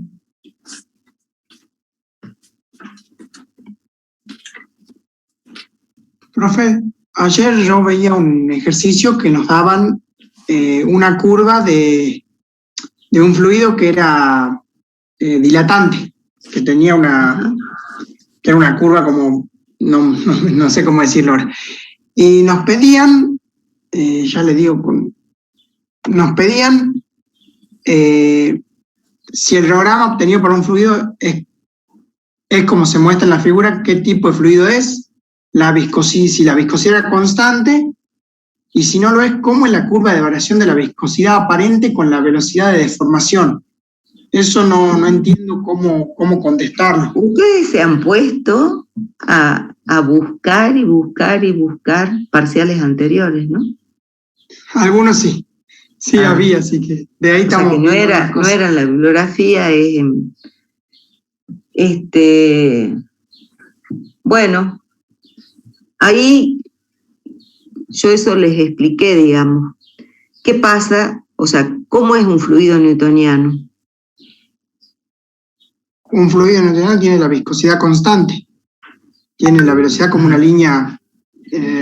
Y en el reograma, ¿qué me representa la viscosidad en un fluido newtoniano? La pendiente de la recta. Es la pendiente. Bueno. Ahora, si vos tenés un fluido que no es newtoniano, que suponete que sea pseudoplástico, bueno, no importa, como sea. La propiedad física, viscosidad,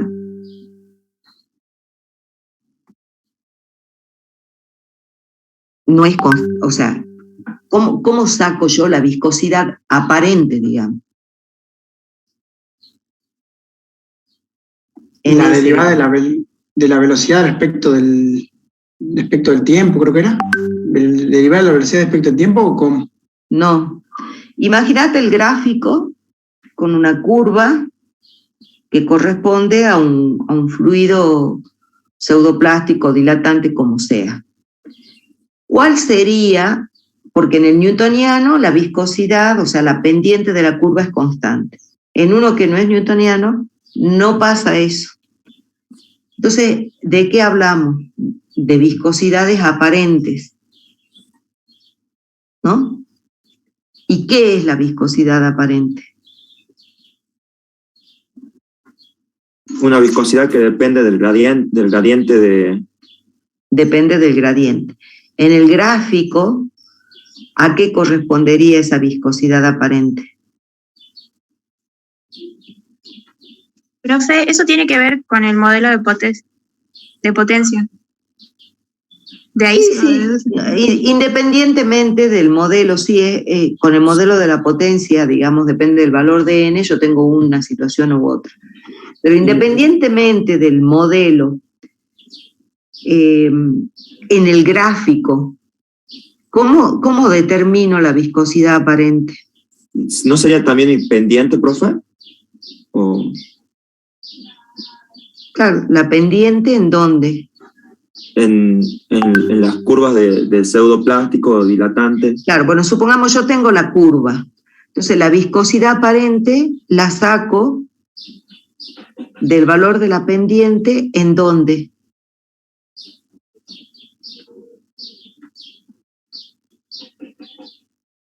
En cada punto de la curva. Claro, sí, sí. Entonces, en una curva, la pendiente va cambiando según el valor del gradiente de velocidad. Claro, ¿no? sí, sí. Entonces, yo tengo que ver la curva para darme cuenta si la pendiente, si esa viscosidad aparente aumenta o disminuye según el gradiente de velocidad. A eso es a lo que se refiere esa pregunta.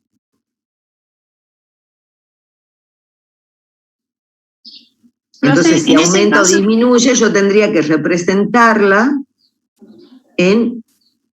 representar esa viscosidad aparente versus el gradiente de acuerdo a lo que yo observo en el gráfico, más o menos marcando una tendencia, por lo menos si aumenta o disminuye, no les digo que la hagan lineal o curva, pero por lo menos la tendencia, ¿sí?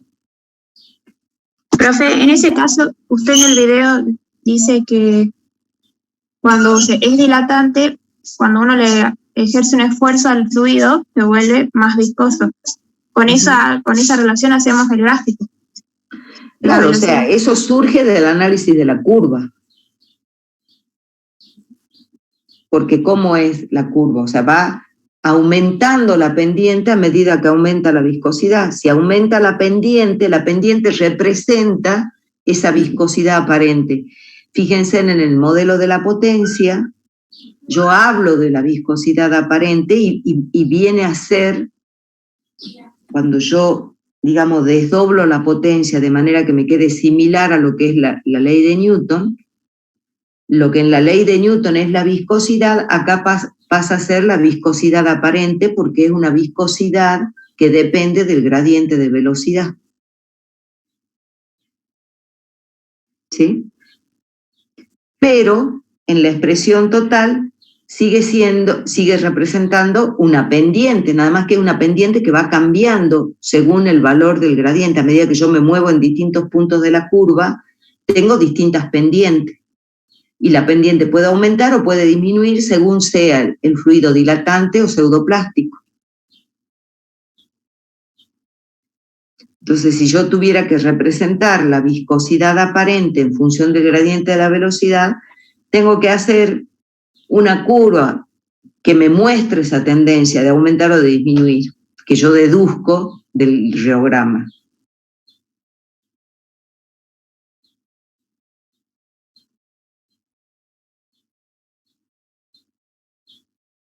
¿Se entiende? Sí, profe. Bueno.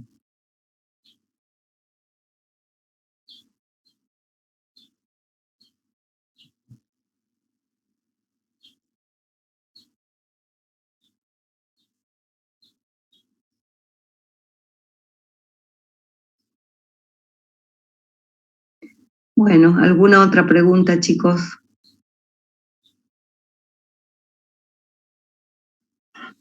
¿Todo lo demás está claro?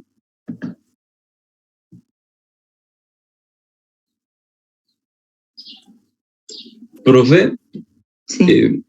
¿Qué tabla vamos a tener que llevar mañana entonces? ¿O usted no, o ninguna?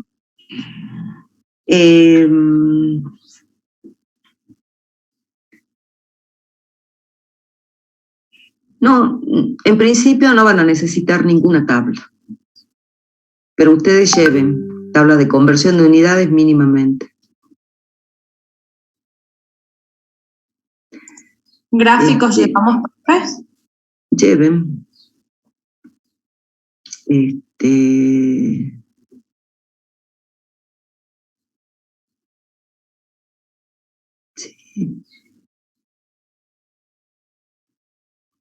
Estoy pensando. Sí, la tabla de conversión de unidades, eso seguro que la van a necesitar. Y después todos los otros le estamos dando los datos nosotros. Y aparte que, bueno, ya lo hablaron conmigo, lo hablaron con la profe, les dijimos que no se preocupen por las tablas. No quiero que estén llevando tablas que tengan ninguna anotación a mano, escrita, digamos, porque se las voy a quitar y a riesgo de que además sospeche de que se copian. Así que lleven la tabla las tablas que lleven es nada más que la tabla. No vayan a estar llevando apuntes porque al momento de rendir únicamente van a tener lo que necesiten arriba, la hoja, la lapicera, la calculadora y a mano las tablas por si las necesitan. ¿Sí? Entonces, profe, los gráficos de aleta, ¿eso también dispondrían? Lleven por las dudas, si ustedes no tienen, ya les dije, si ustedes no tienen alguna tabla y necesitan el valor, nosotros estamos llevando tablas o estamos llevando libros, de manera de que lo que ustedes no tengan se lo damos nosotros o se los damos directamente como dato en el problema.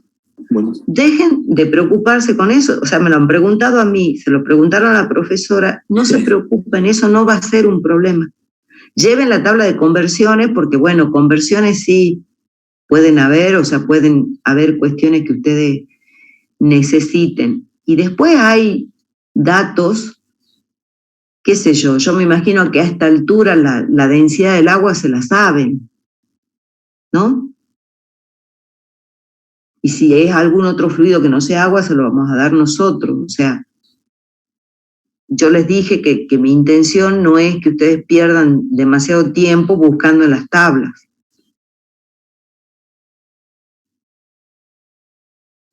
Profe, las correlaciones. No, las correlaciones no las lleven, porque eso va a ser para que se preste a que lleven apuntes, porque las tienen en los apuntes, y si de última necesitan una correlación, yo les dije ya también que en caso de que necesiten una correlación se la vamos a dar para que no estén buscando en la bibliografía. Bueno, gracias, profe.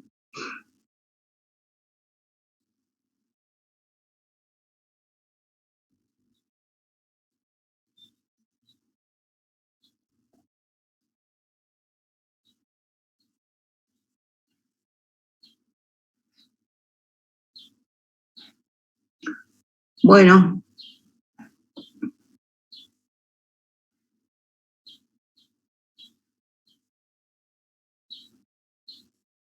¿Alguna otra duda, chicos?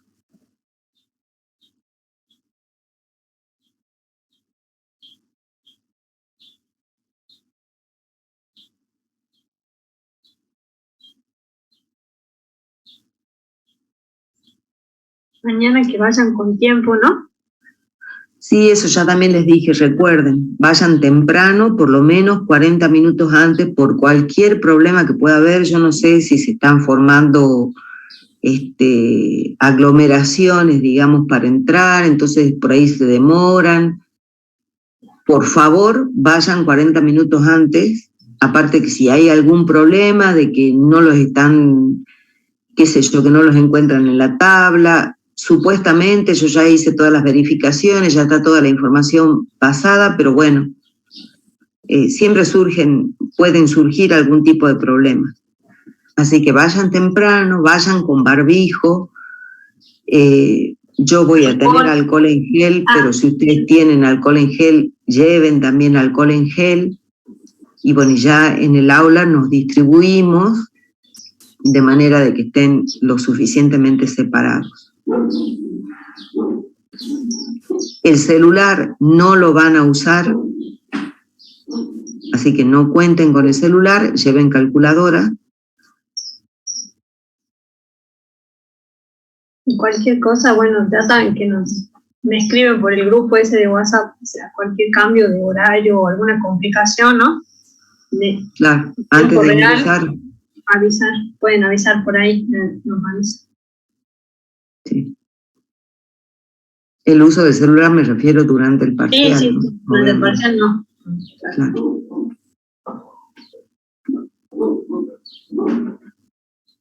Profesora Dolores.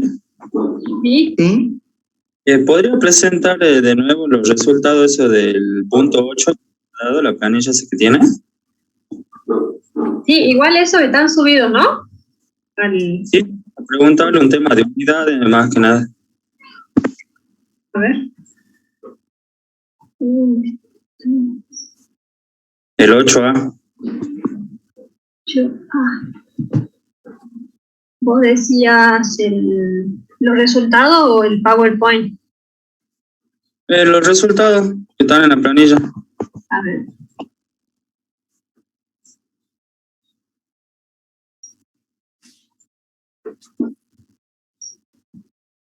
¿Han verificado los resultados de los problemas de las guías que yo les pasé? Sí, profe. ¿Les da igual?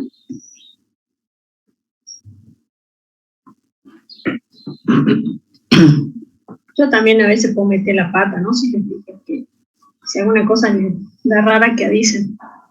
¿Cuál era este? ¿El 7, el 8? 8A. ¿El 8? ¿Cuál? ¿Este?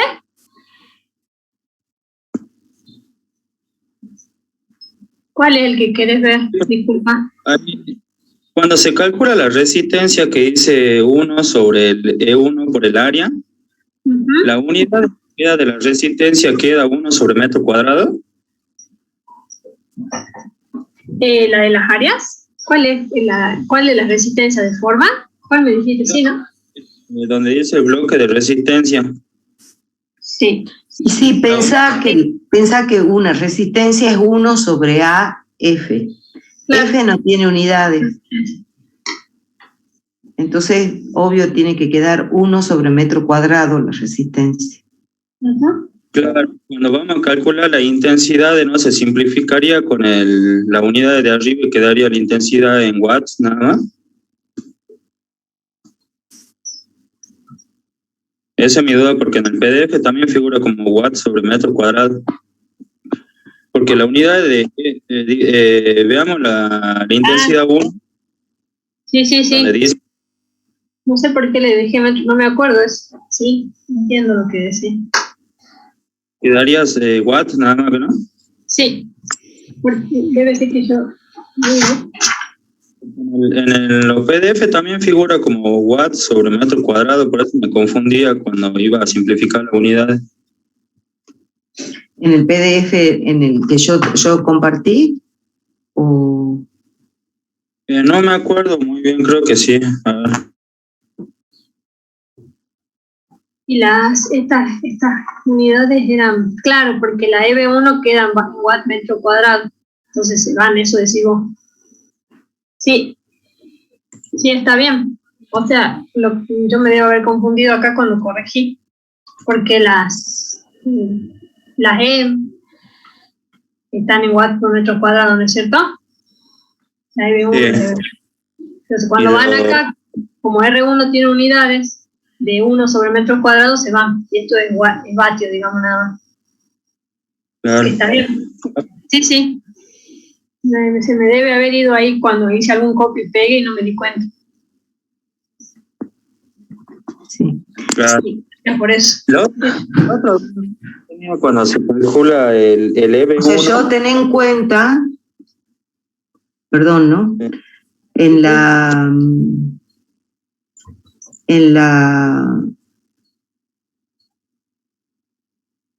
todo depende de cómo vos definas, digamos, los I.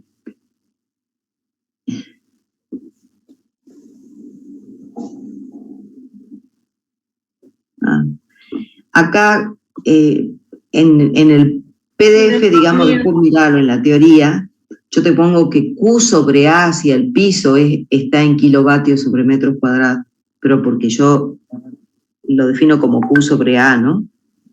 Claro, sí. Sí, lo mío fue un error que debo haber copiado ahí. Sí, sí pasa. Pero así que gracias. Y otra pregunta también no la entendía cuando decía que la emisividad ya estaba incluida en el cálculo cuando calculamos el EB1 o los EB, digamos. ¿Cómo que la emisividad? No, pero yo te dije que alfa era igual a 1. ¿Eso estamos hablando? Claro, ¿se acuerda que EB es igual a, estaba definido como un alfa por el sigma, por la temperatura a la cuarta? Pero en caso del cuerpo negro, alfa igual a 1. Claro, alfa igual a 1. Y hay un punto que son cuerpos grises. En ese caso no se tienen en cuenta los alfa. Si son cuerpos grises, sí.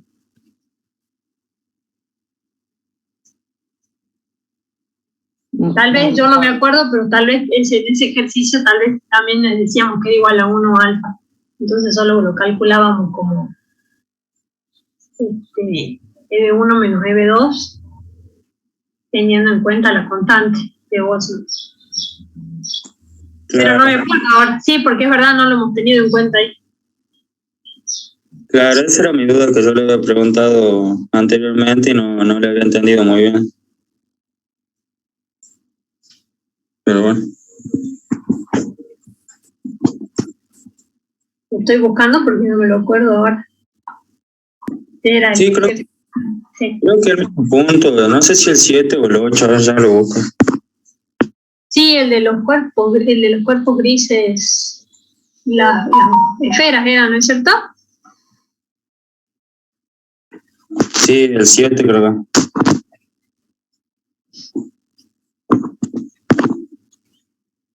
Sí, en este caso, bueno, para este ejercicio en particular que hemos hecho, es como si hubiéramos considerado que alfa era igual a 1. A mí me interesaba más que vieran cómo calcular los factores de división. Que como no era 0, el 1, 1 o el 1, 1 no era 0, bueno, ¿cómo se lo obtenía?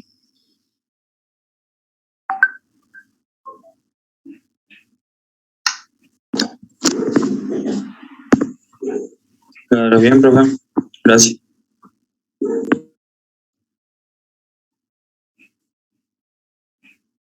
Igual después lo voy a revisar por si surge algo más, porque ahora no me acuerdo.